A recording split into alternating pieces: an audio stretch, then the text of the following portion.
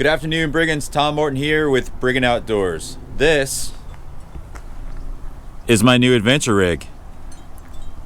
And today, I'm going to be showing you guys how to install the Prinsu Designs roof rack. All right, let's get started.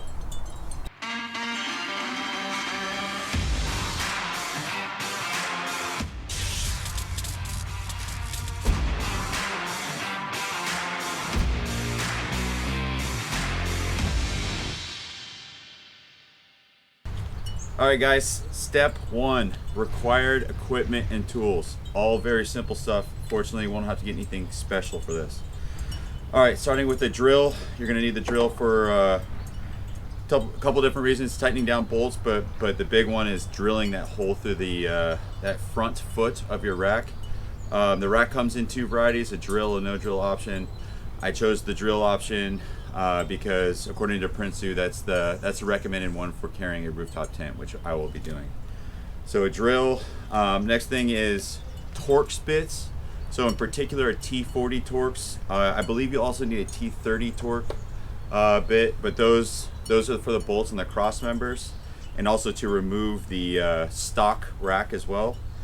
You're going to need a ratchet with an 11 millimeter bit. Those are for the bolts that seat the rack to the roof. You're going to need some drill bits. You're going to need a 3/8 drill bit, and then whatever smaller drill bit you need for the pilot holes.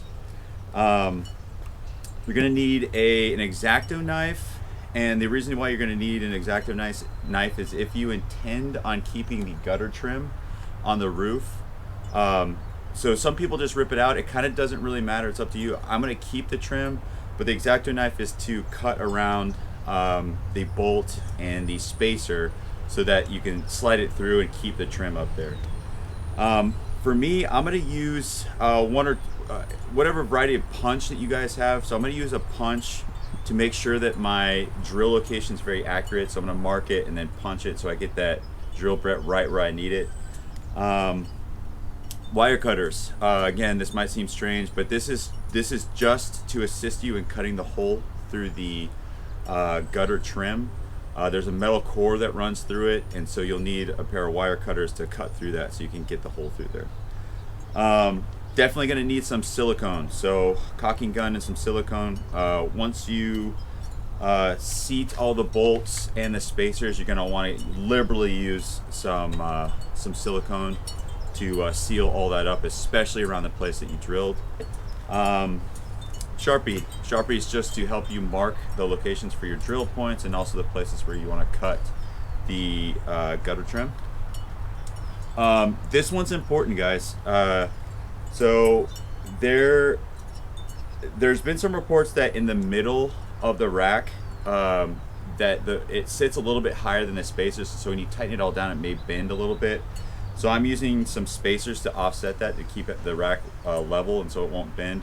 I'm using 1-inch spacers with it looks like a 3/8 inch hole in the middle. And then finally a rag. Rag just to clean up any excess silicone, and then also to clean off the roof as I'm taking the stock rack off. Okay guys, that's it. Let's move on to the unboxing.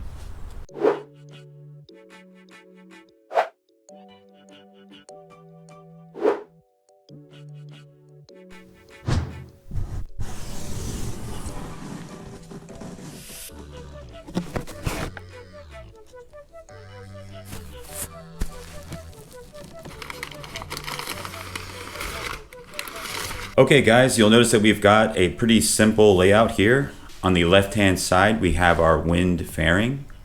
In the middle front we've got all of our installation hardware. The big bag with silver bolts, that's the installation hardware, so that'll mount the assembled roof rack to the roof itself. The two black bags of bolts are the assembly bolts, and those will attach the cross bars to the side rails. You'll also notice that we have a long black strip of rubber. That is the noise reducing trim, which will be attached to the wind fairing itself. In the middle back, you'll notice that we have a total of 10 cross bars, which will attach to the side rails.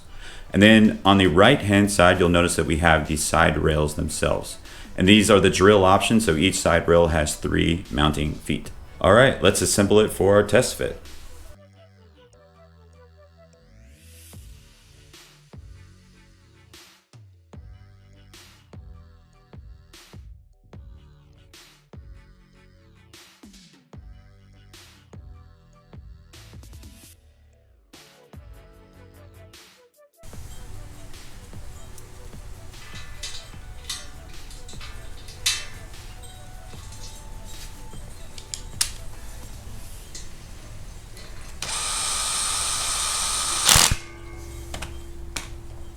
Alright guys, now that we've got the initial assembly done for the test fit, let's go get the stock roof rack off so we can get the test fit done.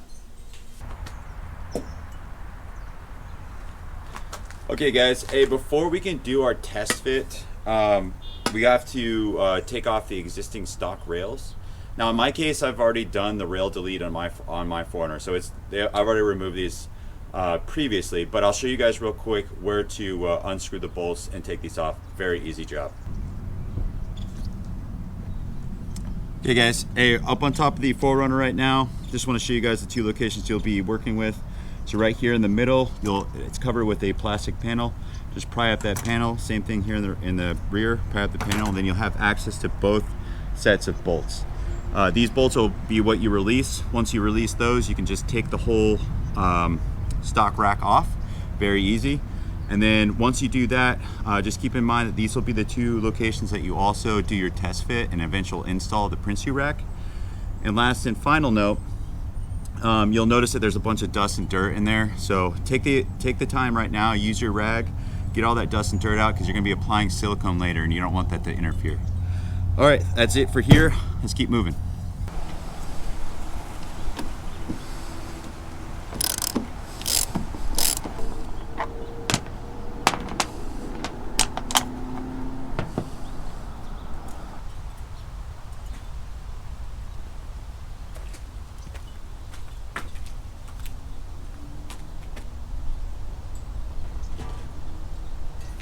All right guys, once you place the test fit rack up, next step is to start placing the bolts into the holes. No need to cinch them down all the way as we're still kind of positioning it, but you just want to make sure that you get it positioned as in the center as possible.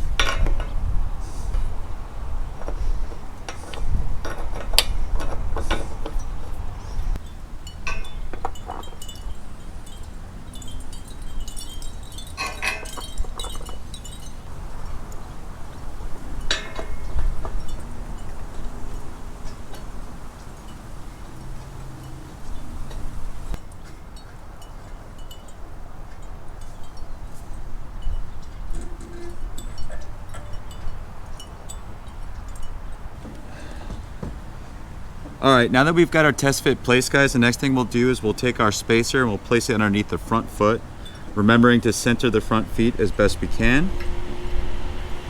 And then we will center the spacer underneath the front foot, center of the trim.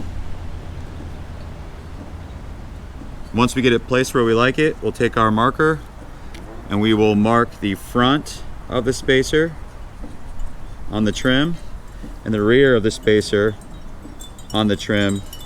We'll do that for both sides, and then we'll know where to cut the trim. All right guys, next thing we'll do is we'll remove our trim from the rear. We'll remove it from the track so we can prep it to get cut. Okay guys, now that we've got our trim removed, the next step will be to cut our location for the spacers to slide through. You guys may be able to see on camera here, I've got the two marked locations. I'm gonna cut a little bit on the outside of them, so I've got a little bit of wiggle room, and then it'll give me a gap so I can put my, my silicone in afterwards.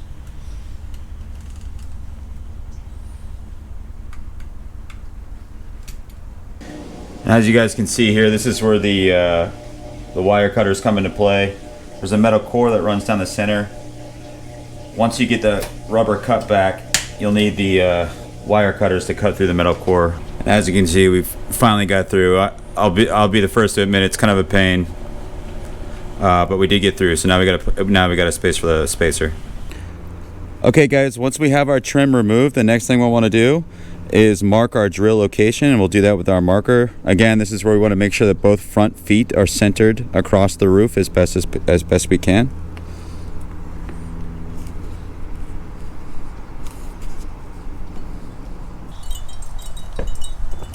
All right guys, next thing we'll do here is we'll prep the drill site with my makeshift punch. The punch will allow me to have an accurate drill site with my pilot drill bits.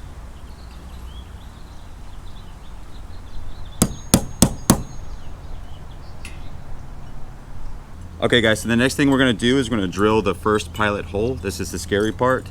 But as long as you guys have measured a few times, you know what they say, measure twice, cut once kind of thing. So just make sure everything's centered, your marks are clear, you got your punches, you're good to go.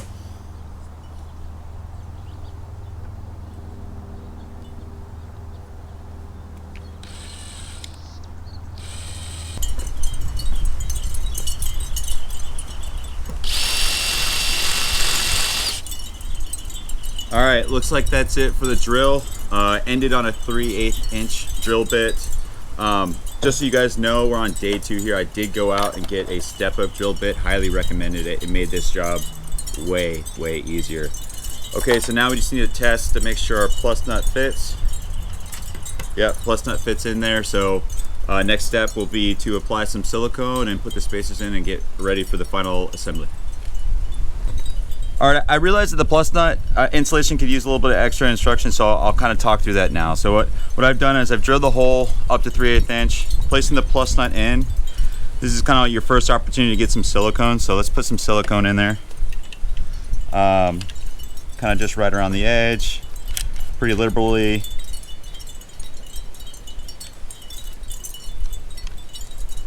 Make sure you get complete coverage.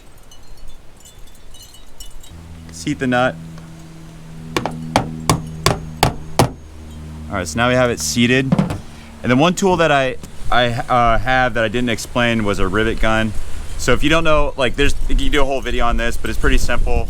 And the rivet gun bit that I'm using is a 1/4 inch. So I'll demonstrate.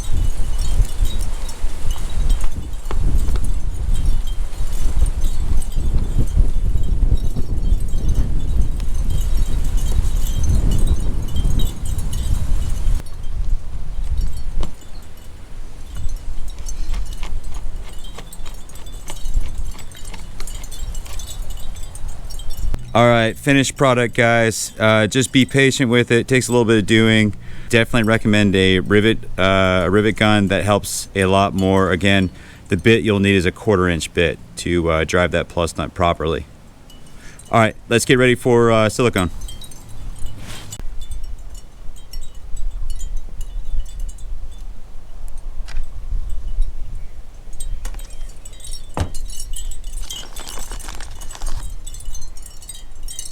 All right, as you can see, these spacers are set in the silicone at their appropriate locations. The only thing we need to do is let the silicone dry for a while. While we're waiting, we'll go ahead and finish assembly on the roof rack. While we're waiting on the silicone to dry, we can start putting our wind deflector together. First thing we'll do is we'll put the noise reducing trim on. So what I've done is I've flipped over the wind deflector to face backwards, and then I'll start putting the trim on that way. That way the rubber is up against the roof.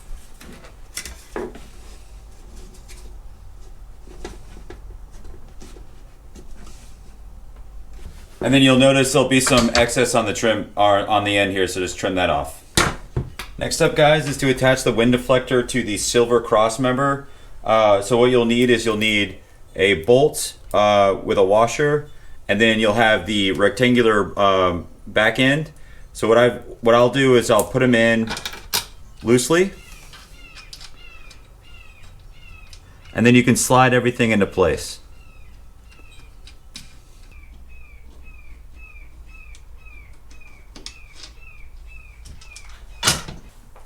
All right, guys, now that we have all the bolts on the wind deflector loosely, we can start sliding them into the T-slots on the cross member.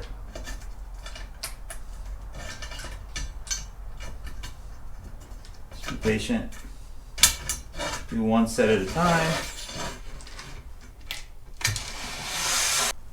And voila. And final part of this step is just to center the deflector on the cross member and then tighten it down. And that's it for this step, guys. Let's go check on the silicone and place our rack. Okay, at the final stretch here, guys, got the roof rack back up. We have it. So the biggest thing for this step, guys, is when you're placing the roof rack, just be very careful of these spacers because they're just held down by silicone at this point. So try to be very careful with that. And then also don't forget to reapply your trim if you chose to keep it. As far as the installation hardware goes, very easy. I got a bolt, lock washer goes on top, then washer, slide them into through the footing into the spacer, and then tighten them down. And that's it. So we'll do these for all the footings, and then we'll position it, make sure it's centered, and then we'll tighten everything down. As I mentioned in the beginning of this video, very important, look here in the middle foot section, there's a gap. So it's looking like I'm gonna need either 2 or 3 of those washers that I mentioned. But point is you want to get some washers to fill that gap so it doesn't bend in the middle. Now that we've got the roof rack up and installed, centered as best we can, not quite completely tightened down, have a look. What I'm going to do now is I'm going to add the rest of the cross members. That way it'll give it some rigidity, so when I tighten it down I know it's truly centered.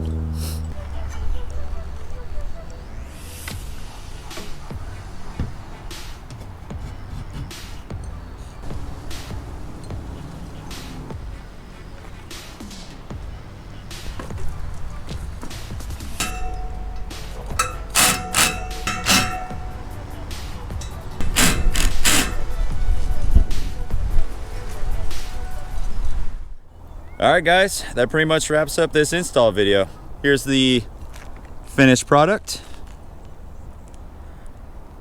And as always, if you guys found the content useful or you just liked it, you know what to do.